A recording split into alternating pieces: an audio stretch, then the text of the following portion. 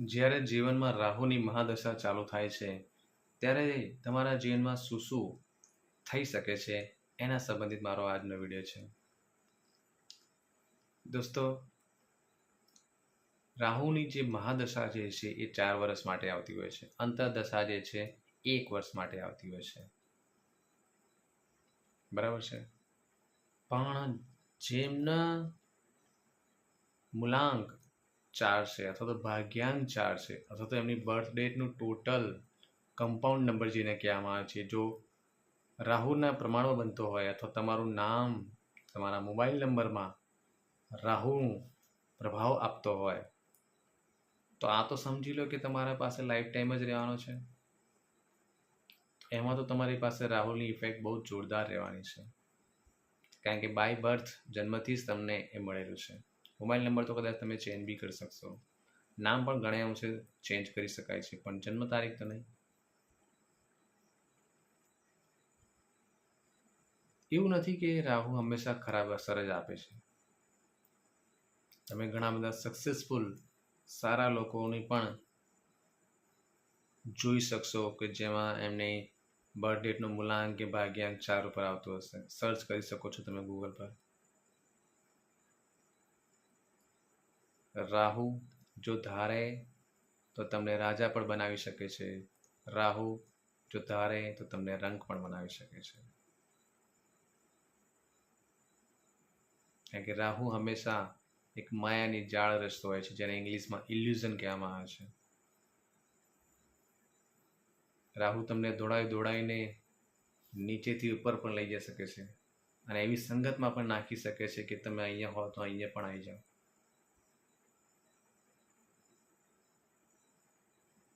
Mostly તો આપણા પોતાના પર જ ડિપેન્ડ હોય છે, પણ રાહુ ખુદ તો એવી સિચ્યુએશન તમારી અંદરથી અને બહારથી એવી બનાવશે કે જે તમારા માટે એમ કહે ને કે કરવું જ પડે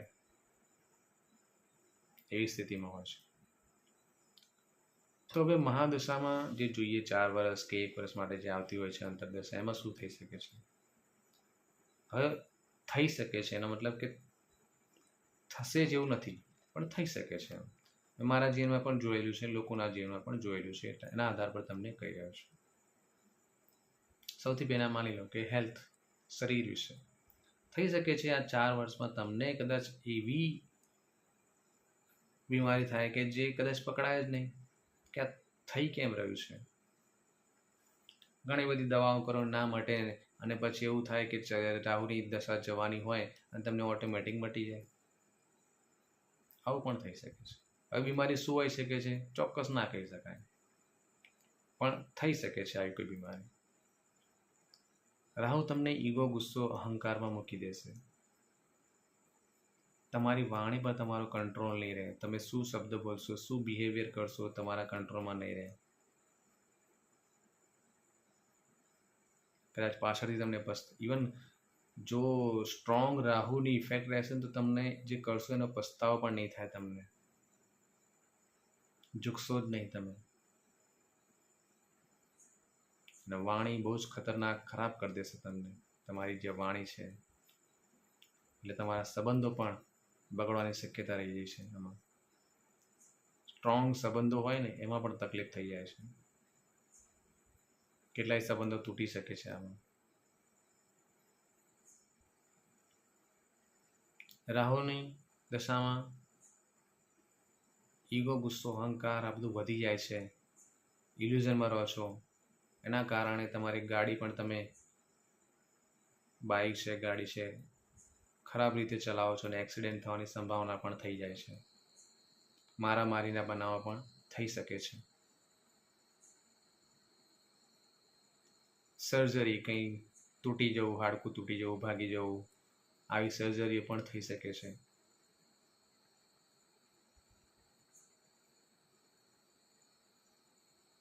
પતિ પત્નીના સંબંધોમાં કડવાટ ઊભી થઈ શકે છે રાહુની મહાદશામાં.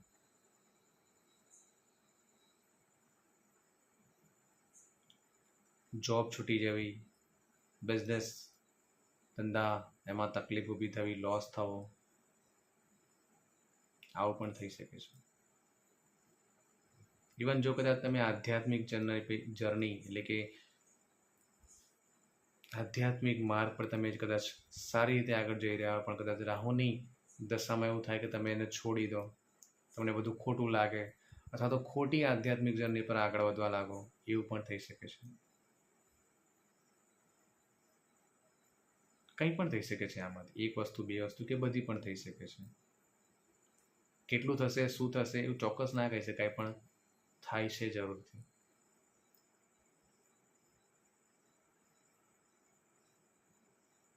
બરાબર છે. પણ મેં કીધું પ્રમાણે જો આ મેઇન મૂળાંક ભાગ્યાંક ને બધું હોય તો તેની ઇફેક્ટ બહુ જોરદાર હોય છે, કારણ કે લાઈફ ટાઈમ તમારી સાથે જોડાયેલું હોય છે. પણ રાહુની દશા એમ કે અંકકુંડલીમાં 4 નંબર રાહુનો હોય છે, બરાબર છે. 4 નંબર એક વખત આવતો હોય કે 3 વખત આવતો હોય, એ સમયે કન્ડિશન ખરાબ હોય છે. 1 નંબરમાં છે તો ઓછું ખરાબ, 3 વખત 4 આવ્યા તો વધારે ખરાબ.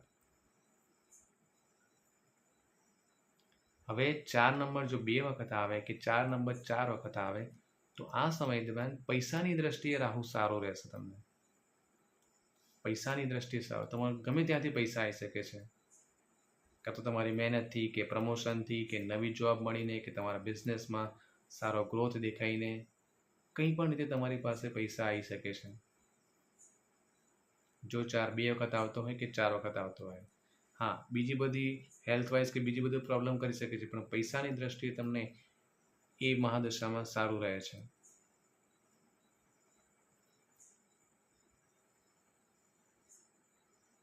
બરાબર.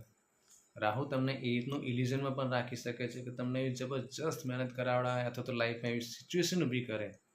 રાહુની આ પોઝિટિવ ઇફેક્ટ બી હોય છે કે એવી સિચ્યુએશન ઊભી કરશે ને કે તમે એનાથી હારી જશો, થાકી જશો, નિરાશ થઈ જશો, પણ જો પછી તમે એમાંથી બાઉન્સ બેક કરો કે ના કશું વાંધો નહીં, જે થયું થયું, હું એનાથી આ બધું ભૂલીને હવે એને સુધારવાનો મારો બેસ્ટ ઓફ બેસ્ટ પ્રયત્ન કરીશ અને ફૂલ મહેનતથી તૈયાર કરીશ, તો રાહુ પછી તમને એની પોઝિટિવ ઇફેક્ટ આપવાની શરૂઆત કરે છે અને તમને ઊંચાઈ પર લઈ જઈ શકે છે.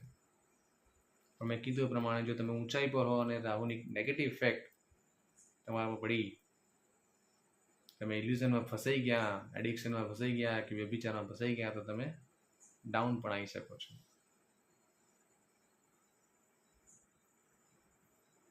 બરાબર. રાજાથી રંગ કે રંગથી રાજા, રાહુ લગભગ તમને મીડિયમમાં નહીં રાખે. આપણે દશા મહાદશાને જો સાઈડમાં રાખીએ અને આ બધું જે મેઇન પાર્ટ પર લઈએ તો રાહુ લગભગ તમને વચ્ચે રાખે છે નહીં. રાહુને વચ્ચે રહેવું નથી ગમતું, કાં તો નીચે કાં તો ઉપર,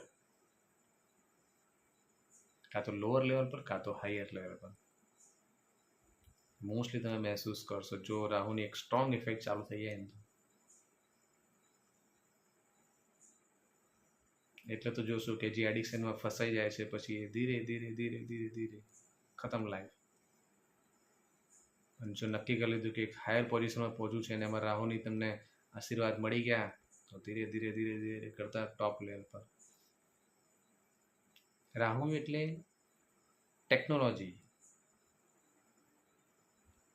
અત્યારે જેટલા બી કરોડપતિ હોય, ટેકનોલોજી વગર કશું શક્ય નથી. તો જેટલા બી કરોડપતિ તમે જોશો એમાં રાહુની પોઝિટિવ ઇફેક્ટ છે જ,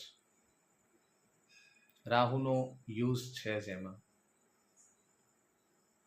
કારણ કે ટેકનોલોજી વગર કરોડો રૂપિયા કમાવા પોસિબિલિટી નથી આજના જમાનામાં. રાહુની સાથે સાથે બીજા ગ્રહોની ઇફેક્ટ પણ જોવામાં આવતી હોય છે. આ તો મેં તમને ઓવરઓલ કીધું, પણ બીજું બધું પણ જોવું જરૂરી છે કે શું થયું કે શું ના થયું, શું થઈ શકે છે કે શું ના થઈ શકે. સૂર્યની એમાં ઇફેક્ટ કેવી છે, ગુરુની ઇફેક્ટ કેવી છે, બાકીના જે ગ્રહો છે એની સાથે એનું રાહુનું જોડાણ કેવું છે, કોઈ ખોટા યોગ તો નથી બનાવી રહ્યો ને કુંડલીમાં. આ બધું જોવું જરૂરી છે, એના આધાર પર જ સાચું પ્રેડિક્શન થઈ શકે છે. તો તમે પણ તમારા જીવનમાં રાહુની ઇફેક્ટ ક્યારે આવશે અને શું શું અસર આપી શકે છે એ બધું જો એનાલિસિસ કરાવવું હોય તો તમે મારી પાસે તમારો ન્યુમરોલોજી રિપોર્ટ કરાવી શકો છો, અને એ પણ રિઝનેબલ પ્રાઇસમાં. 99 13 22 4 6 7 5 આના પર તમે મારો કોન્ટેક્ટ કરી શકો છો. ઉપર આઈ બટનમાં અને લાસ્ટમાં ઘણા બધા ન્યુમરોલોજી, રેકી અને બીજા ક્રિસ્ટલના અને ઘણા બધા વિડીયો મેં આપેલા છે, તમે એને જરૂરથી જોશો. હિન્દીમાં પણ મારી આખી યુટ્યુબ ચેનલ છે, એની પણ તમને લિંક મળી જશે, એને જરૂરથી જોજો.